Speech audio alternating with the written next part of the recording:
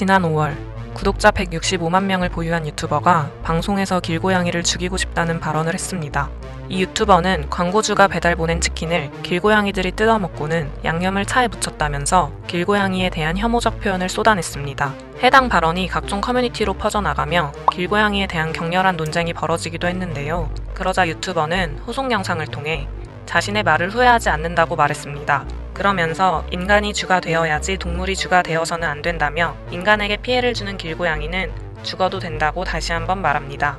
해당 유튜버처럼 인간에게 피해를 주는 고양이는 죽어도 괜찮다고 생각하는 사람들이 있는 듯합니다.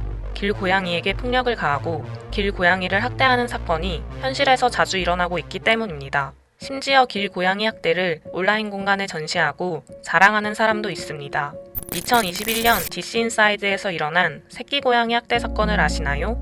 길에서 새끼고양이 2마리를 잡아온 게시자는 3일 동안 다양한 방법으로 폭행을 가하며 고양이들이 죽어가는 과정을 커뮤니티 게시판에 공유합니다. 길고양이 괴롭히는 행위를 놀아줬다라고 표현하면서 생명체를 장난감처럼 취급하고 사망한 고양이 사체를 지퍼백에 넣은 뒤 게시하기도 했죠. 2021년 카카오톡 오픈 채팅 고어 전문방 사건도 있습니다. 오픈 채팅방에서 사람들은 동물을 직접 살해하는 과정을 상세히 촬영한 사진과 영상을 공유했습니다. 살해 도구와 방법에 대한 정보를 공유하기도 했고요.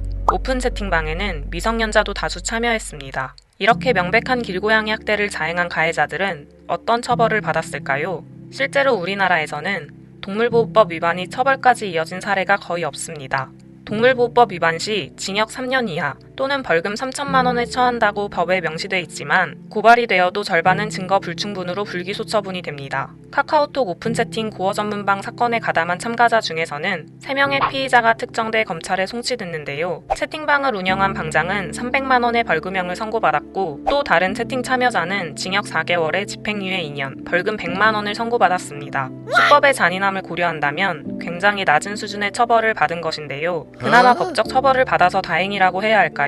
디스인사이드 새끼고양이 학대 사건의 게시자는 피의자를 특정할 단서가 없어 수사가 중지됐습니다. 처벌이 약하니 비슷한 범죄가 반복되고 있습니다. 2022년엔 제2의 고어 전문방이 등장했습니다. 이 채팅방에도 고양이를 목졸라 죽인 영상과 안구가 터져 혈흔이 낭자한 고양이 사체 사진 등이 게시됐습니다. 온라인 동물학대 범죄 문제는 단순하지 않습니다. 디지털 매체 특성상 누구나 접근이 가능하기 때문에 미성년자를 비롯한 불특정 다수가 학대 내용의 무방비 상태로 노출될 수 있고 폭력적 표현과 가학적 학대 사진이 빠른 시간에 재유포될 수 있습니다. 학대의 구체적 방법과 상세한 과정이 공개적으로 공유됨에 따라 모방범죄 우려도 큽니다. 전문가들은 솜방망이 처벌과 정보통신 서비스 제공자 규제 미비가 끊임없는 온라인 동물학대 사건을 만들어낸다고 지적하는데요. 지난 2월 열린 온라인 동물학대 범죄 예방 대책을 마련을 위한 긴급 토론회에서 이상경 프로파일러는 플랫폼이 없다면 범행 목표를 성취하기 위한 수단이 없어지는 것이라며 무대가 되는 플랫폼을 규제해야 한다고 말했습니다. 동물보호단체 카라의 최민경 활동가도 정보통신 서비스 제공자에게 최소한의 책임을 요구할 수 있는 규제가 필수적이라고 말했고요.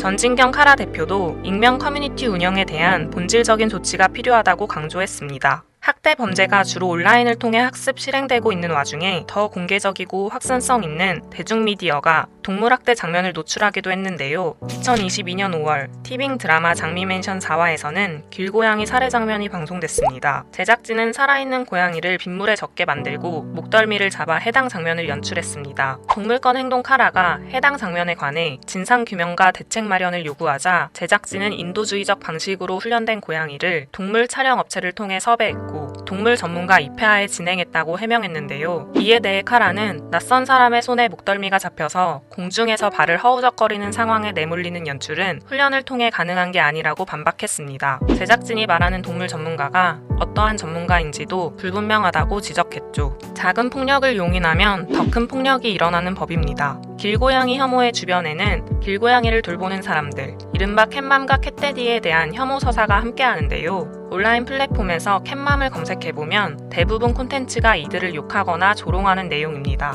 캣맘과 캣데디의 노골적인 폭력성을 드러내는 콘텐츠도 찾아볼 수 있습니다. 동물학대 사건에서 주목되는 것 중 하나가 동물학대를 강력범죄 시그널로 볼 수 있다는 점인데요. 미국에서는 동물학대 사건이 발생하면 반드시 FBI에 보고하도록 돼 있습니다. 동물학대 범죄가 사람을 향한 범죄로 이어질 가능성이 크다고 보기 때문입니다. 미국 보스턴 노스이스턴대 연구에 따르면 동물학대 경험이 있는 사람의 70%가 적어도 한 건 이상의 다른 범죄를 저지른 것으로 밝혀졌습니다. 특히 연쇄살인범의 대부분은 동물학대 전력이 있었습니다. 길고양이는 원래 야생동물이었습니다. 인간이 뒤로부터 농작물을 보호하기 위해, 그러니까 인간의 필요에 의해 고양이를 인류사회로 끌어들인 거죠. 기록에 따르면 4000년 전 이집트 문명부터 고양이를 길들이고 가축화하기 시작했다고 합니다. 시간이 흐르면서 산업이 발달하고 독극물로 쥐를 박멸할 수 있게 되자 인간은 고양이를 불필요한 존재로 여기기 시작했습니다. 도시화가 진행되고 인간 중심으로 빌딩과 아파트들이 마구잡이로 들어서면서 고양이들은 더욱 갈 곳이 없어졌고요.